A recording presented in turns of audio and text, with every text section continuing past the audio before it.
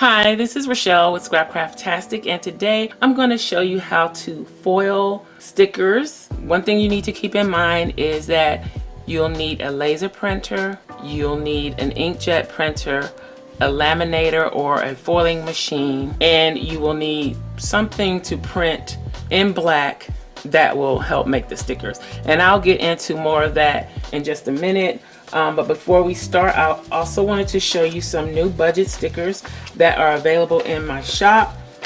So first off, I have these black expense tracker boxes. These are full box stickers. They will fit in the Happy Planner full box, and they're a little longer than the Erin Condren full boxes, but you can make them work. And this is what it looks like after it's been print, cut, and trimmed.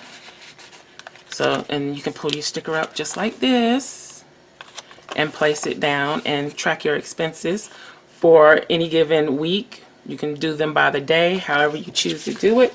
This is how it looks again once it's been cut and trimmed, and it prints out like this. This is what it looks like when it's printed directly from Silhouette before it's trimmed. And then this is another version. It's a more neutral grayed out version. It has more of a solid background behind where it says description, amount, and total. So it looks like this, printed out from Silhouette. And then when you cut it and trim it down, this is what it looks like. And I also provide you with some cut marks if you don't use your machine to trim the excess off, which I don't use my machine to do that. I do it manually. So I did leave you some trim marks so that you can easily trim it up to this size. Easier to store like this. So again, those are available in the shop at Scrapcraftastic. Now let's get on to the stickers. I printed this out just to show you a demonstration of what you would do. This is how the files are set up in Silhouette.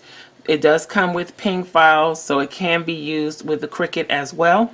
Because of the way I had to set this file up to work with foiling and to the method that I'm going to use, this particular file will not work well for manual cutting. If you want to fussy cut it and do it by hand, I mean, you can, but in areas like where the numbers are, there's no guide around the numbers to show you where to cut. But if you feel confident in doing that, go ahead. And on the days of the week also, same issue, no guides around it. So what I've done is print out designs or backgrounds on sticker paper. So I have this gray marble, it's mostly marble, this pink marble, this bluish turquoise looking marble, and then this watercolor swashed background in blue and with blues and purples. All of these are printed on sticker paper. And what I would do is load this into I printed this on my inkjet printer because I do not have a color laser printer. I would just load this into my laser printer, and then just as if it was a blank piece of paper, and then print this design on top. So let me go ahead and do that real quick, and then I'll come back. I think I'm going to do this blue one to start out with. No, let's do the watercolor swatch. I think let's do that one. Okay, now here's where you need to know your printer, and I didn't even think about it when I put my paper in. It printed it with this bottom border at the top, so it kind of cut into my top box up here where there's no color right at the very edge of it, but that's just going to have to do. Hopefully these markings won't interfere with cutting it. I'm going to go ahead and take this to my Silhouette and cut it and see what happens. Okay, so this is what happens when you are trying something new. I've run into a snafu because my background color is interfering with those spaces that need to be left clear for the machine to read the registration mark so that it can line itself up properly and cut the stickers. But I have a workaround for that. So I'm just going to take these registration marks off and place it on top, stick it right on top of there, and see if we can't get the Silhouette to read the registration. Now the key is making sure that everything is lined up as much as possible, as close as possible to what was originally there. So I'm just going to take some adhesive and stick that down and hope that it works. If not, then I'm going to have to come back and find another way around this little problem. And really what I could have done was printed the design first and then print the background second. If this doesn't work, we're gonna try that and see. But one way or another, I am going to make this work.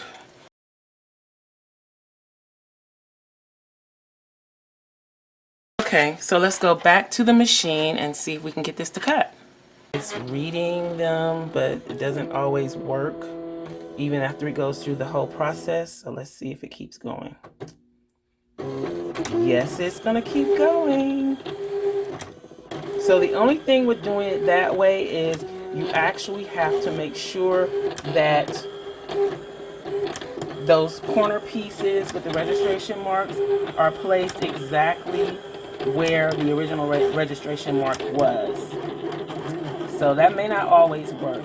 So we're going to try it another way, the other way as well. My only concern with doing it the other way is that the foil may not adhere to the toner because the toner will be under the inkjet ink. But we're going to try it and see. Of course, you can do all of this in Silhouette Studio. You can place your backgrounds directly behind the graphic and then print just the background, then print the graphic on top.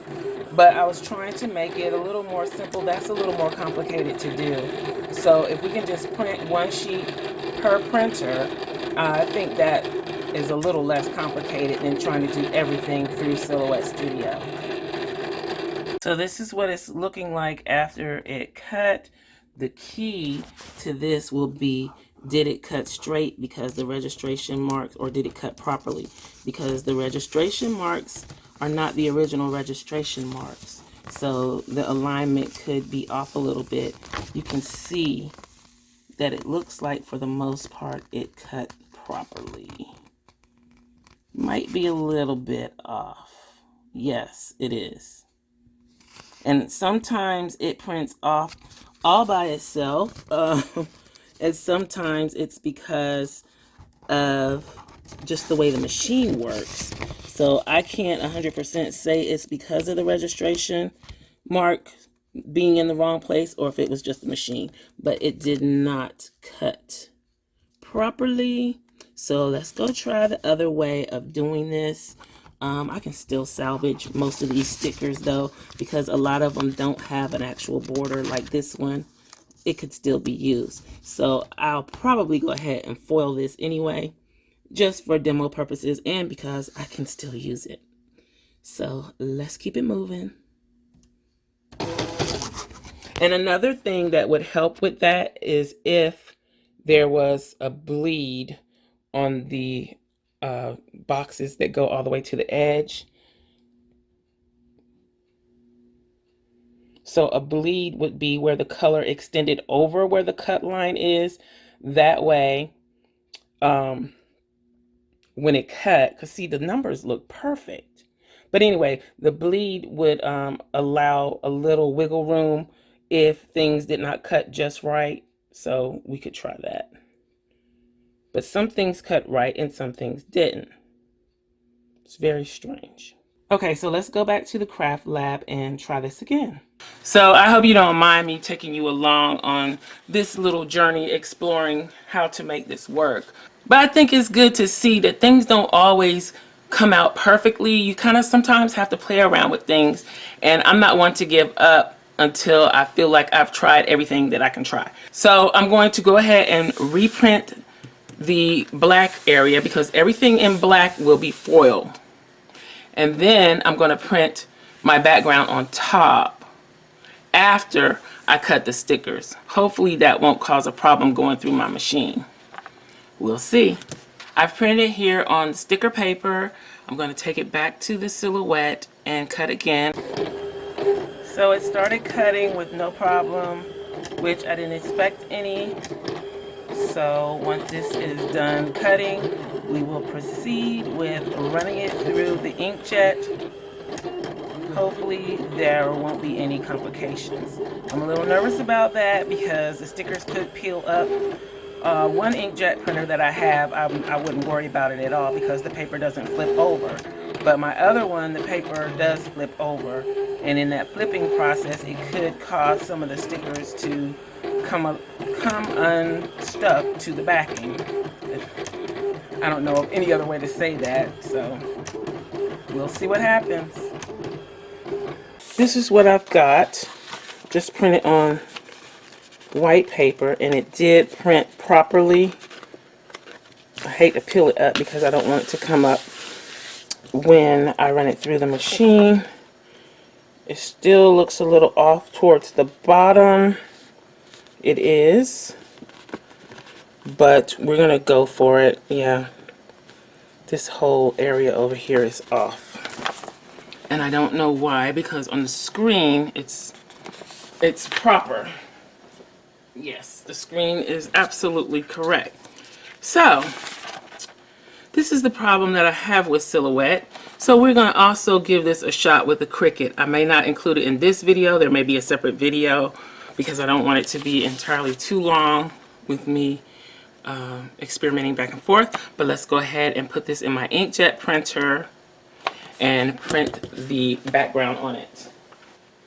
Okay, here it is printed. I used 2 different printers for this, so they may look a little different. This is actually a better printer than this one, but for some reason this one prints more vibrant. I have to tell this printer to print at best quality. This is just regular quality for this one. So go figure. I got this. I keep telling this story, but I got this, the printer that I use for this, during a Black Friday sale for $10 from Best Buy.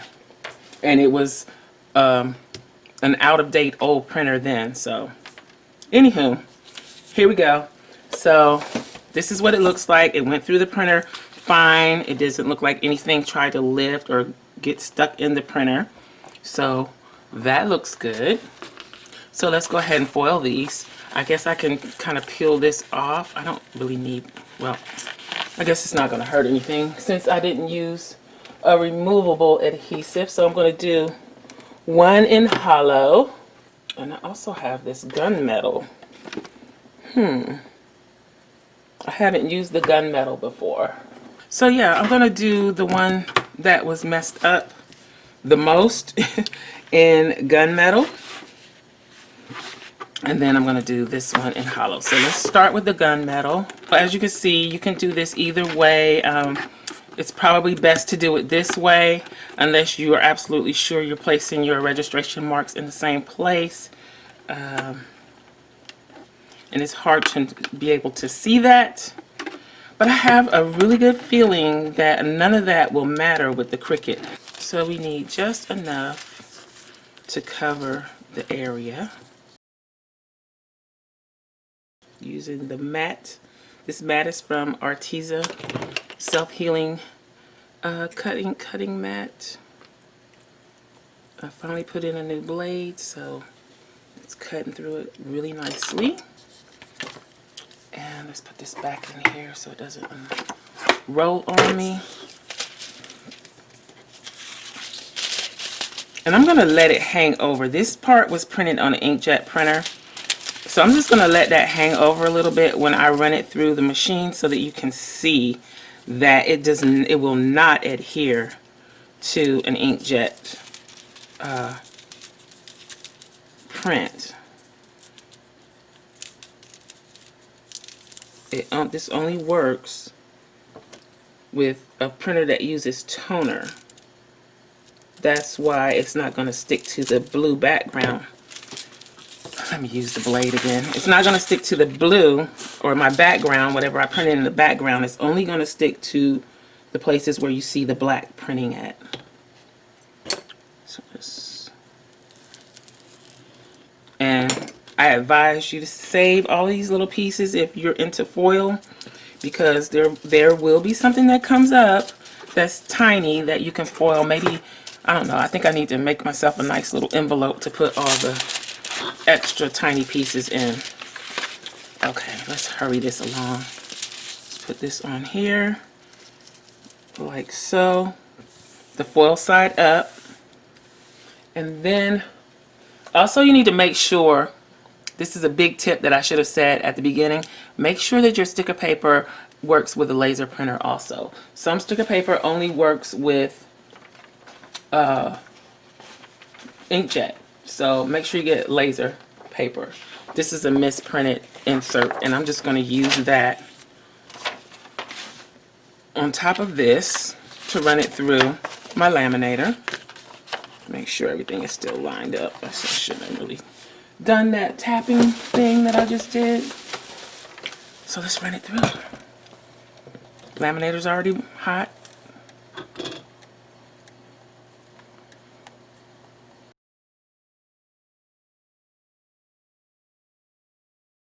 Okay, ooh, that's hot. Let's set this over here. Take this off.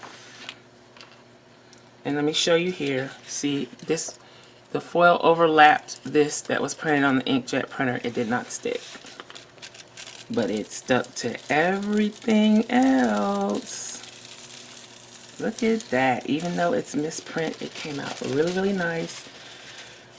Oh, look at it. So I'm going to hold on to this. I'm not going to use the stickers now, but I will show you that it did foil the sticker. Some of them, again, are misprint, not printed quite right, but the foil makes up for that. Even the grayed out area, it didn't stick to it a lot, but it did foil my branding too. I tried to keep the branding out of it by making it gray, but it stuck anyway. Okay, that's super cool, and it worked. Let's do the other one. Now I wish I'd have done two different color backgrounds, but let's go with this. Wow, look at that. Okay. So I'm going to keep the extra foil pieces in this envelope. The ones that I feel I can go back and use. This came from Office Depot. Office Depot.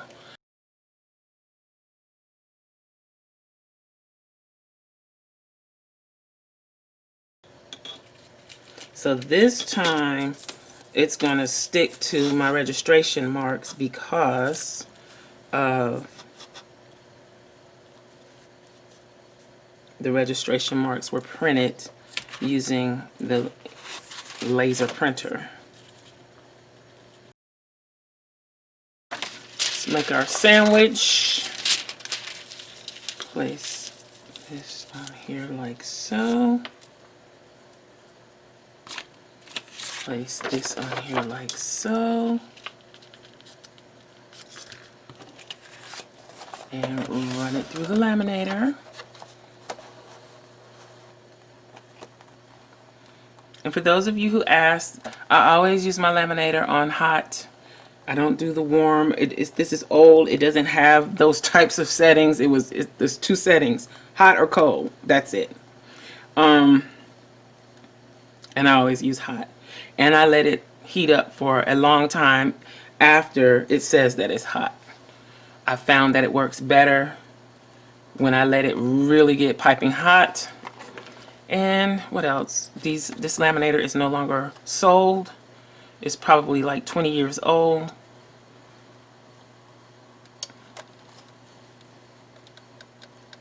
But I have not been using it that entire time. It was sitting in a box the majority of that time. I got it on clearance from, I think, an Office Depot. Okay, I think we're done with the laminator for now. Let's see what we've got. Let's take that off. And, well,